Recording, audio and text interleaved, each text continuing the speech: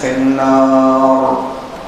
أعوذ بالله السميع العليم من الشيطان الرجيم من همزه ونفخه ونفثه.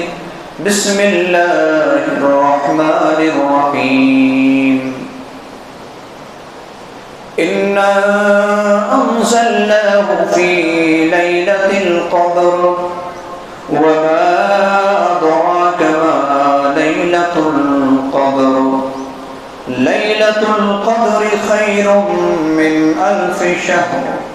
تنزل الملائكة والروح فيها بإذن ربهم من كل أمر. سلام هي حتى مطلع الفجر. وقال النبي صلى الله عليه وسلم: من قام ليلة القدر إيمانا واحتسابا غفر له ما تقدم من ذنبه. رواه البخاري. رب اشرح لي صدري ويسر لي أمري واحلل عقدة من لساني يفقهوا قولي. اللهم رب زدني علما. آمين. معزز حاضرین اجماع، بزرگوں، عزیز ساتھیوں، پیارے بچوں اور پردہ نشین خواتین اسلامی ماں اور بہنوں، رمضان المبارک کا دوسرا عشرہ اپنے اختتام کی طرف تیز رفتاری سے رواں ہے، اور 2 دنوں کے بعد اس عشرہ کا اختتام ہو جائے گا، اور پھر ایک آخری عشرہ شروع ہونے والا ہے۔ میں چاہتا ہوں کہ اس مناسبت سے کتاب و سنت کی روشنی میں آپ کے سامنے کچھ باتیں عرض کروں کہ اس آخری عشرے کی کیا اہمیت ہے، اس کی کیا فضیلت ہے، ہمیں اور آپ کو کیا عمل کرنا چاہیے۔ گویا کہ آج کے جمعہ خطبہ کا عنوان ہے رمضان المبارک کا آخری عشرہ اور ہمارا طرز عمل۔ آخری عشرہ نہایت اہم عشرہ ہے۔ گویا کہ آخری عشرہ سابقہ 2 عشروں کا نچوڑ اور لب لباب ہے۔ 1 تاریخ سے 20 تاریخ تک ہم نے کیا عمل کیا، ہم نے قرآن کی کتنی تلاوت کی، ہم نے قیام کس طریقے سے کیا، اپنے اوقات کو مسجد میں کتنے گزارے، ان تمام کا نچوڑ اور لب لباب آخری عشرہ ہے۔ اللہ کے رسول صلی اللہ علیہ وسلم کا طرز عمل اگر ہم دیکھیں تو پتہ چلتا ہے کہ آپ صلی اللہ علیہ وسلم اپنی پوری زندگی عبادت کیا کرتے تھے۔ رمضان المبارک میں آپ کی عبادت میں اضافہ ہو جاتا ہے، لیکن جب آخری عشرہ شروع ہو جاتا تو آپ کی عبادت میں اور بھی محنت بڑھ جاتی۔ اللہ کے رسول صلی اللہ علیہ وسلم فرماتے ہیں، اللہ کے رسول صلی اللہ علیہ وسلم کی حدیث ہے، سیدہ عائشہ صدیقہ رضی اللہ عنہا فرماتی ہے، صحیح بخاری حدیث نمبر 2024 کے اندر موجود ہے، ان النبی صلی اللہ علیہ وسلم کان اذا دخل العشر احیا لیلہ وایقظ اہلہ وشد معزرہ۔ جب رمضان المبارک کا آخری عشرہ داخل ہو جاتا تو آپ آخری عشرہ میں شب بیداری کرتے، اپنے اہل و عیال کو، اپنی ازواج مطہرات کو شب بیداری کرواتے وشد مئزرہ، اور کمر بستہ ہو جاتے، تیار ہو جاتے، بڑی محنت کیا کرتے تھے، تیاری کے ساتھ آپ صلی اللہ علیہ وسلم عبادت کرتے تھے۔ دوسری حدیث صحیح مسلم کی ہے 1175 نمبر کی، سیدہ عائشہ صدیقہ رضی اللہ عنہا فرماتی ہیں کہ کان رسول اللہ صلی اللہ علیہ وسلم یجتہد فی العشر الاواخر ما لا یجتہد فی غیرہا، رمضان المبارک کے آخری عشرے میں آپ اتنی محنت کیا کرتے تھے کہ دیگر عشروں میں اتنی محنت نہیں کرتے تھے۔ جو 2 دنوں کے بعد جس عشرے کا آغاز ہونے والا ہے، اس کے بارے میں سیدہ عائشہ رضی اللہ عنہا فرماتی ہے کہ آپ کمر بستہ ہو جاتے، تیاری کر لیتے اور بے انتہا محنت کیا کرتے تھے۔ اور یہ عشرہ اتنی اہمیت کا حامل کیوں ہے؟ قرآن اور حدیث کی روشنی میں پتہ چلتا ہے کہ یہ وہی عشرہ ہے جس میں اللہ سبحانہ و تعالیٰ نے اپنی آخری آسمانی کتاب کو نازل فرمایا، شہر رمضان الذی انزل فیہ القرآن انا انزلناہ فی لیلۃ القدر۔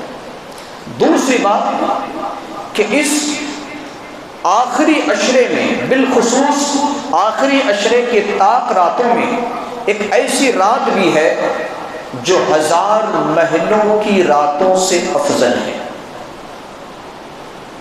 ایک انسان 1000 مہینوں کی عبادت، 1000 مہینے کتنے ہوتے ہیں؟ 83 ایئرز سے بھی کچھ زائد ہوتے ہیں۔ ایک انسان کی عمر کیا ہوتی ہے؟ ہمارے نبی کی عمر 63 سال، امتی کی عمر بھی 63 سال، اگر اس سے زیادہ ہو جائے تو اللہ کا شکر ادا کریں۔ ایک انسان اپنی زندگی میں اگر کم از کم 30 سال روزے رکھتا ہے اور ہر سال شب بیداری کرتا ہے اور لیلۃ القدر کی فضیلت اسے حاصل ہو جاتی ہے، تو آپ غور کریں کہ وہ انسان کتنے صدیوں کی عبادت کا اجر کا مستحق بن جاتا ہے۔ یہ اللہ تبارک و تعالیٰ نے کسی اور امت کو یہ فضیلت نہیں دی ہے۔ امت محمدیہ کی فضیلت یہ ہے کہ ایک ایسی رات ہے، اگر وہ رات تمہیں نصیب ہو جائے تو تمہیں 1000 مہینوں کی راتوں سے افضل ترین رات تمہیں نصیب ہو جائے، اس کا اجر و ثواب تمہیں مل جائے۔ سب سے بہترین طریقہ آخری عشرہ گزارنے کا جو سنت نبوی سے پتہ چلتا ہے وہ ہے اعتکاف کا طریقہ، سب سے بہتر طریقہ۔ اگر کوئی مکمل آخری عشرے کی فضیلت کو حاصل کرنا چاہتا ہے تو وہ سنت نبوی کے مطابق اعتکاف کرے۔ اعتکاف اللہ کے رسول صلی اللہ علیہ وسلم کا ایک اہم سنت اور اہم عمل ہے۔ صحیح بخاری 2026 نمبر کی حدیث، سیدہ عائشہ رضی اللہ عنہا فرماتی ہیں کہ کان النبی صلی اللہ علیہ وسلم یعتکف العشر الاواخر من رمضان حتی توفاہ اللہ ثم اعتکف ازواجہ من بعدہ۔ آپ صلی اللہ علیہ وسلم رمضان کے آخری عشرے میں اعتکاف کیا کرتے تھے، اور آپ کی وفات کے بعد ازواج مطہرات نے اعتکاف کیا۔ دوسری حدیث صحیح بخاری حدیث نمبر 2044 میں موجود ہے، سیدنا ابو ہریرہ رضی اللہ عنہ فرماتے ہیں کہ کان النبی صلی اللہ علیہ وسلم یعتکف فی رمضان 10 ایام، نبی صلی اللہ علیہ وسلم رمضان میں 10 دنوں کا اعتکاف کرتے تھے، لیکن فلما كان العام الذي قبض فيه اعتکف 20 یوما، لیکن جس سال آپ صلی اللہ علیہ وسلم کی وفات ہوئی، وفات والے سال آپ نے 10 دنوں کا نہیں بلکہ 20 یوما 20 دنوں کا اعتکاف کیا، یعنی آخری عشرہ میں 20 دنوں کا اعتکاف کیا۔ اعتکاف ایک بہترین عمل ہے اور یہ آخری عشرے کی جو فضیلت ہے، اس فضیلت کو حاصل کرنے کا بہترین ذریعہ ہے۔ اعتکاف کہاں کریں؟ اللہ سبحانہ و تعالیٰ نے سورۃ البقرہ آیت نمبر 187 کے اندر اللہ رب العالمین نے فرمایا کہ وَأَنْتُمْ عَاكِفُونَ فِي الْمَسَاجِدِ، اور تم لوگ حالت اعتکاف میں مسجدوں میں ہو۔ اللہ تبارک و تعالیٰ نے اعتکاف کو مسجد کے ساتھ جوڑا۔ اس سے کیا پتہ چلتا ہے کہ اعتکاف صرف مسجد میں، اور بعض محدثین نے کہا کہ جامع مسجد میں جہاں پر نماز جمعہ بھی ادا کی جاتی ہے۔ عورتیں کہاں اعتکاف کرے گی؟ یقیناً عورتیں بھی مسجد ہی میں اعتکاف کریں گی۔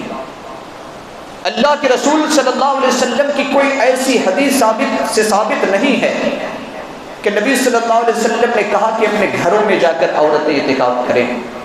ابھی صحیح بخاری صحیح مسلم کے حوالے سے آپ نے سماعت فرمایا کہ اللہ کے رسول صلی اللہ علیہ وسلم نے اپنی پوری زندگی میں اعتکاف کیا، جب سے رمضان کے روزے کی فرضیت ہوئی، اور پھر آپ کے بعد آپ کے ازواج مطہرات نے۔ اسی طریقے سے ائمہ اربعہ میں سے امام مالک رحمہ اللہ، امام شافعی رحمہ اللہ اور امام احمد بن حنبل رحمہ اللہ کا قول ہے کہ اعتکاف خواہ مرد ہو یا عورت مسجد میں ہونا چاہیے۔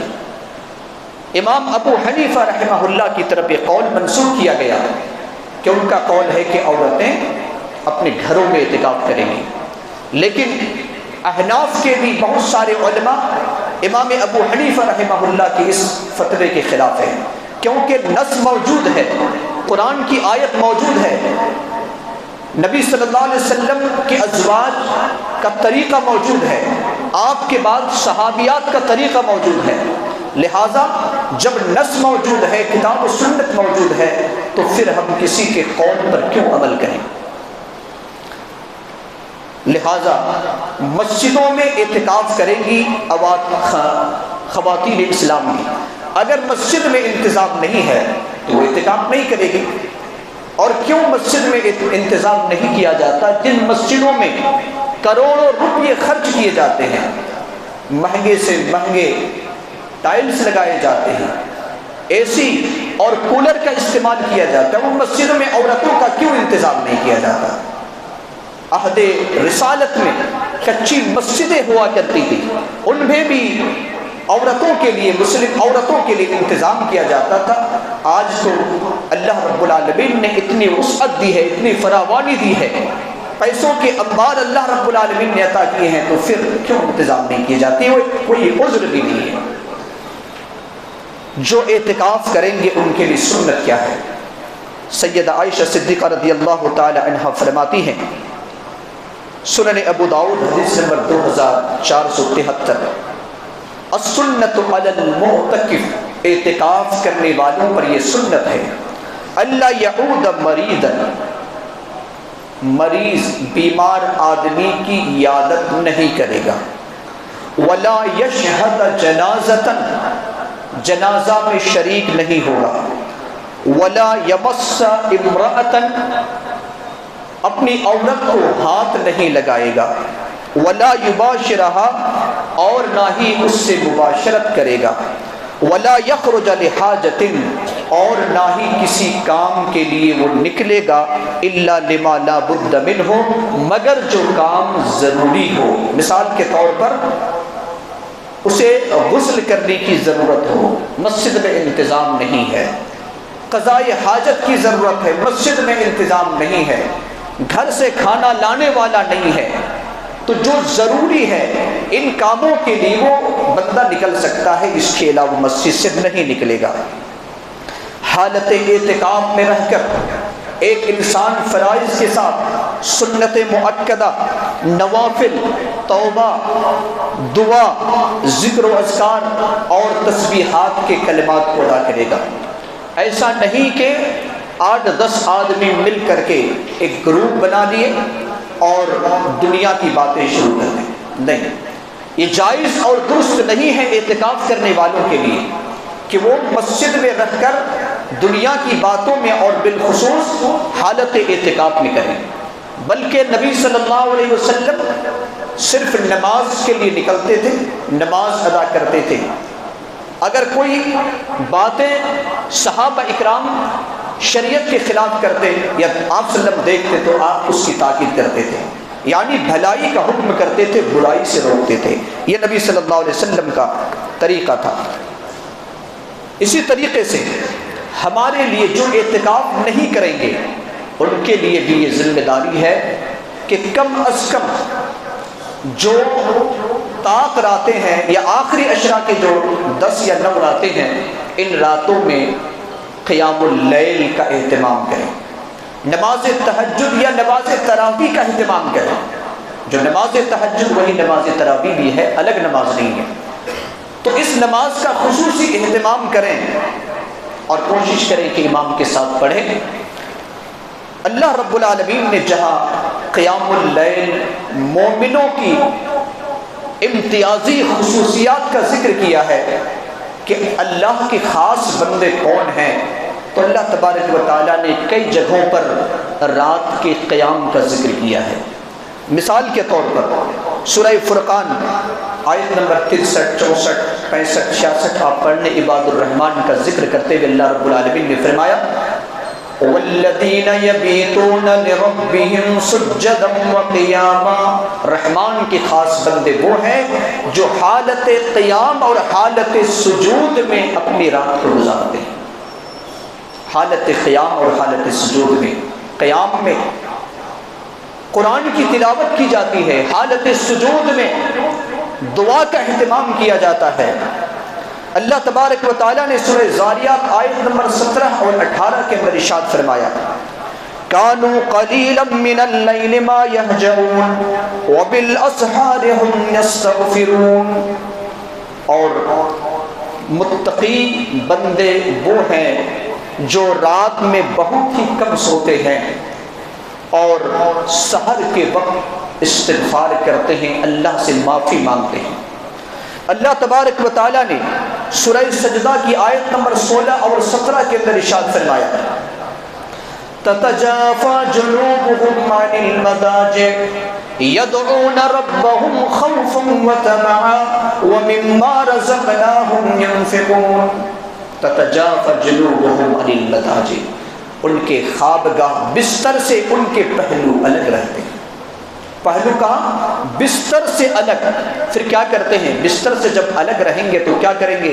یدعون ربہم خوفا وطمعا، خوف اور لالچ کے ملے جلے لہجے میں اللہ سے دعا کرتے ہیں۔ خوف اور امید، رب کے غضب کا خوف، اپنی عبادت کے قبولیت نہ ہونے کا خوف، قیامت کے بھیانک منظر کا خوف، جہنم کا خوف، ان تمام خوف کو اپنے ساتھ رکھتا ہے اور اللہ کی رحمت کی امید بھی رکھتا ہے۔ اور یہ دونوں ایسے وصف ہیں، اگر کسی بندے میں اگر طمع اور خوف آ جائے، امید اور ڈر آ جائے، تو اللہ رب العالمین کہتا ہے کہ اس بندے کو جس چیز سے وہ ڈرتا ہے میں اسے بچا لیتا ہوں، جس کی امید رکھتا ہے میں اس کو عطا کر دیتا ہوں۔ تو اللہ رب العالمین نے ہمیں اور آپ کو فرمایا، اور اس آیت میں اور ایک جملہ کہا وَمِمَّا رَزَقْنَاهُمْ يُنْفِقُونَ، اور جو ہم نے اسے دیا ہے اسے خرچ بھی کرتے ہیں۔ یعنی صرف قیام اللیل کا ہی اہتمام نہیں کرتے بلکہ اس رات میں خصوصی طور پر خرچ بھی کرتے ہیں۔ لہذا شب قدر میں، لیلۃ القدر میں جب آپ شب بیداری کریں یا آخر عشرے میں جب آپ شب بیداری کریں، قیام کریں، نماز تراویح کا اہتمام کریں، تو ایسی صورت میں اللہ کی راہ میں جو بن پڑے وہ خرچ بھی کریں۔ اللہ رب العالمین نے اس کو ایک ساتھ جوڑا ہے۔ لیکن آج ہمارا طرز عمل کیا ہے؟ آج ہمارا تعلق کیا ہے؟ آخری عشرے سے ہمارا کیا رشتہ ہے؟ تو جب ہم اپنے ماحول کا جائزہ لیتے ہیں تو عام طور پر ایک رات میں شب بیداری کرتے ہیں. اور شب بیداری کہاں کرتے ہیں؟ مسجد میں نہیں، سڑکوں پر، ہوٹلوں پر. مسجد کو ویران کر کے سڑکوں کو آباد کرنے والے، مسجدوں کو ویران کر کے ہوٹلوں کو آباد کرنے والے، یہ شب بیداری آج ہماری ہے. میں ایسے لوگوں سے کہنا چاہتا ہوں کہ اگر آپ شب بیداری نہیں کر سکتے تو یہ شب بیداری فرض نہیں ہے. اور اگر آپ سڑکوں پر چلتے ہیں، ہوٹلوں کو آباد کرتے ہیں، تو رات کے 9 بجے، 10 بجے، 11 بجے پوری رات جس طریقے سے آوارہ لوگ پھرتے ہیں، آوارہ کتے پھرتے ہیں، اس طریقے سے ہم اپنے امتیاز کو نہ بھلا بیٹھیں اور اس طریقے سے ہم نہ ہو جائیں. ہم نبی جناب محمد الرسول اللہ صلی اللہ علیہ وسلم کے امتی ہیں، اور آپ نے یہ سبق دیا کہ اگر تمہیں شب بیداری کرنا ہو تو طریقہ جناب محمد الرسول اللہ سے لو. اور محمد الرسول اللہ کا طریقہ تو یہ تھا کہ بلا ضرورت آپ مسجد سے اپنے گھر تک نہیں جایا کرتے تھے. یہ طریقہ ہوٹلوں کی تو درکنار، سڑکوں کو آباد کرنے تو درکنار، گپ شپ کرنا تو درکنار. اللہ کے رسول صلی اللہ علیہ وسلم مسجد نبوی سے باہر تک نہیں جایا کرتے تھے. یہ ہے نبی صلی اللہ علیہ وسلم کی سنت، یہ آپ کا طریقہ. اگر آپ کو شب بیداری اس طریقے سے کرنی ہے تو آپ گھر میں جا کر سو جائیں، کیونکہ آنکھ کا بھی ایک حق ہوتا ہے. آپ شب بیداری کے نام پر نبی صلی اللہ علیہ وسلم کی سنت کی دھجیاں اڑاتے ہیں، شب بیداری کے نام پر اپنی آنکھ کے حق کو پامالی کرتے ہیں، اور شب بیداری کے نام پر روڈ پر چلنے والے اور اسی طریقے سے حکومت وقت یا حکومت جو پولیس اہلکار ہیں ان کو پریشان کرنے والے، یہ اسلام ہمیں اس کی تعلیم اور اجازت نہیں دیتا. لہٰذا ہماری ذمہ داری ہے مسلمانوں، بالخصوص نوجوانوں سے میں عرض کرنا چاہوں گا، یہ پیغام ان تک پہنچائیں جو شب بیداری کے نام پر سڑکوں اور ہوٹلوں کو آباد کر کے مسجد کو ویران کرتے ہیں. انہیں کہہ دیں کہ یہ اسلام کا طریقہ نہیں ہے، یہ طرز عمل جناب محمد الرسول اللہ صلی اللہ علیہ وسلم کا نہیں ہے. اگر تمہیں شب بیداری کرنی ہے تو آؤ نبی کی عدالت میں آ کر دیکھو، نبی کا فیصلہ دیکھو، کتاب و سنت کی تعلیم کیا ہے اس سے تم مطالعہ کرو. پتہ چل جائے گا کہ اللہ کے رسول صلی اللہ علیہ وسلم تو اپنے مسجد کو مسکن اور ٹھکانہ بنا لیا کرتے تھے. اعتکاف کی حالت میں آپ آخری عشرہ گزارا کرتے تھے، ہوٹلوں اور سڑکوں پر نہیں، اپنے گھر میں بھی نہیں، بلکہ صرف اور صرف وہ گھر جو اللہ رب العالمین کا ہے، جس گھر کے بارے میں اللہ سبحانہ و تعالیٰ نے فرمایا وَأَنَّ الْمَسَاجِدَ لِلَّهِ، تمام مسجدیں اللہ کے گھر ہیں. جس مسجد کے بارے میں امام کائنات علیہ السلام نے فرمایا احب البلاد الی اللہ وابغض البلاد الی اللہ اسواقها، اللہ رب العالمین کے نزدیک سب سے بہترین جگہ مسجد ہے، سب سے بدترین جگہ بازار ہے. لہذا اس گھر میں آپ صلی اللہ علیہ وسلم شب بیداری کرتے ہوئے رات گزارا کیا کرتے تھے.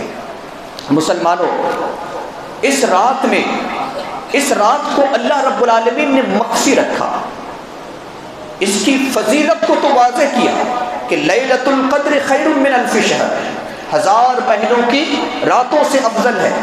لیکن کب ہے اس کے بارے میں آپ صلی اللہ علیہ وسلم کو ایک مرتبہ بتایا بھی گیا، اور آپ نکلے تھے کہ اپنے صحابہ اکرام کو اس رات کی تخصیص کر دے اور بتا دے کہ یہ کون سی رات ہے.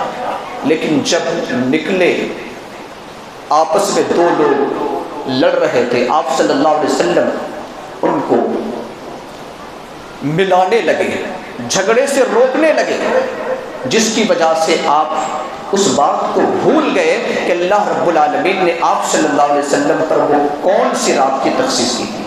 اور اسی لیے محدثین اکرام نے اس کی حکمت بتاتے ہوئے لکھتے ہیں کہ مخفی اس وجہ سے رکھا گیا، پوشیدہ اس وجہ سے رکھا گیا، اور بتایا اس وجہ سے نہیں گیا تاکہ امت کے لوگ آخری عشرے میں اور بالخصوص طاق راتوں میں اپنے اوقات کو مسجد میں گزاریں اور اللہ رب العالمین کی عبادت کریں اور زیادہ سے زیادہ محنت کریں. لہذا اس آخری عشرے کی بڑی اہمیت ہے مسلمانوں، اور میں نے جیسا کہ شروعات میں بتایا کہ ان 2 عشروں کا نچوڑ اور لب لباب یہ آخری عشرہ ہے، لہٰذا ہم جو بھی اب تک کوتاہی ہم نے کی ہے ان کوتاہیوں سے ہم سبق حاصل کریں اور آخری عشرے میں کسی قسم کی کوتاہی سے گریز کریں، بلکہ محنت کریں۔ نبی صلی اللہ علیہ وسلم کے کلمہ پڑھنے والے ہم، وضو میں ہم محمد الرسول اللہ کا کلمہ پڑھتے ہیں، ہم نماز میں، آذان میں، اقامت میں محمد الرسول اللہ کا کلمہ پڑھتے ہیں، اور آپ کی سنت کو ہم کیسے پامال کر سکتے ہیں؟ مسلمانوں، انہی چند کلمات کے ساتھ اپنی بات کو ختم کرنا چاہوں گا۔ آخر میں ایک بات یہ کہنا چاہوں گا کہ ابھی چند دنوں کے بعد لوگ فطرے نکالنا شروع کر دیں گے، لیکن یہ زکوٰۃ الفطر کا ایک الگ مسئلہ ہے، انشاءاللہ آئندہ جمعہ خطبہ میں بتاؤں گا۔ لیکن یاد رکھیں کہ صحابہ اکرام نے کب فطرہ نکالا ہے اور کس شکل میں نکالا ہے، صرف 2 باتیں کہہ کر اپنی بات کو ختم کرتا ہوں۔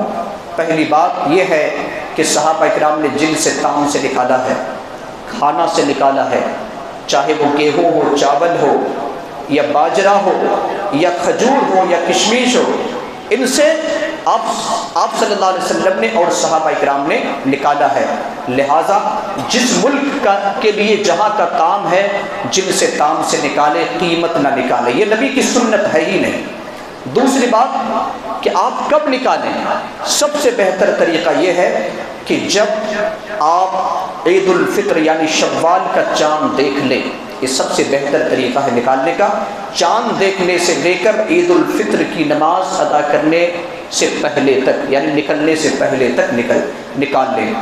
اور بعض صحابہ اکرام نے، ان میں سے عبداللہ ابن عباس رضی اللہ عنہما غالباً، وہ کہتے ہیں کہ اگر کوئی نکالنا چاہے زیادہ سے زیادہ پہلے تو عید الفطر کے 1 یا 2 دن پہلے نکالے، اس سے زیادہ نہیں، 1 یا 2 دن پہلے، گویا کہ 29 تاریخ اور 30 تاریخ، 28 کو نہ نکالے، 27 کو نہ نکالے، رمضان کے 27 28 کو زکوٰۃ الفطر نہ نکالے، کیونکہ یہ نبی صلی اللہ علیہ وسلم کی سنت نہیں ہے، نبی کا طریقہ نہیں ہے، اسلام کا طریقہ ہے ہی نہیں۔ لہٰذا جن سے تام سے نکالے، اناج نکالیں، قیمت نہ نکالیں۔ اگرچہ مفتیوں نے کہہ دیا کہ 70 روپیہ کے حساب سے جو ہے سب کو نکالنا ہے، یہ مفتیوں کا فتویٰ ہے، یہ کتاب و سنت کا فتویٰ نہیں ہے، نبی کی عدالت کا یہ فیصلہ ہرگز ہرگز ہرگز نہیں ہے۔ اور اگر کوئی کہے کہ میں 20 تاریخ سے نکالنا شروع کر دوں گا، یہ بھی عام صدقہ ہوگا، یہ صدقۃ الفطر نہیں ہوگا۔ اگر اس طرح کی کوئی دلیل موجود ہے کہ نبی کے زمانے میں رقم نکالا جاتا تھا رقم کی شکل میں، یا نبی کے زمانے میں 20-21 تاریخ سے نکالا جاتا تھا، تو وہ حدیث لا کر پیش کر دے، اسی منبر سے کہہ دیا جائے گا کہ آج سے جو ہے حدیث مل گئی ہے، لہٰذا تم قیمت نکال سکتے ہو اور جب مرضی فطرہ نکال سکتے ہو۔ اللہ رب العالمین سے دعا ہے کہ اللہ رب العالمین ہم تمام لوگوں کو کہنے اور سننے سے زیادہ عمل کرنے کی توفیق عطا فرمائے۔ الہ العالمین ہمارے گناہوں کو، سیئات اور خطاؤں کو درگزر فرما لے، ہمارے نیکیوں کو قبول فرما لے۔ الہ العالمین ہم نے جو اب تک عبادت کی ہے، اے اللہ تو اپنے فضل و کرم سے قبول فرما لے۔ رب کریم ہم میں سے جو کوتاہیاں ہوئی ہے، اے اللہ ان کوتاہیوں کو درگزر فرما۔ آخری عشرہ ہمارے سامنے آنے والا ہے، اے اللہ اس کی جو خاص فضیلت لیلۃ القدر کی ہے ہم سب کو نصیب فرما۔ الہ العالمین ہم میں سے جو بیمار ہے، اے اللہ تو نے شفائے کاملہ اور صحت عاجلہ نصیب عطا فرما۔ جو جس پریشان حال میں مبتلا ہے ان کی پریشانی کو دور فرما۔ ہمارے مرحومین اور مرحومات کی قبر کو نور سے منور فرما دے، جنت الفردوس میں اعلیٰ مقام نصیب عطا فرما۔ جب تک ہم زندہ رہیں اے اللہ ایمان اور اسلام پر زندہ رہیں، جب اپنے پاس بلا اے اللہ ایمان اور اسلام پر بلا۔ بارک اللہ لنا ولکم فی القرآن العظیم۔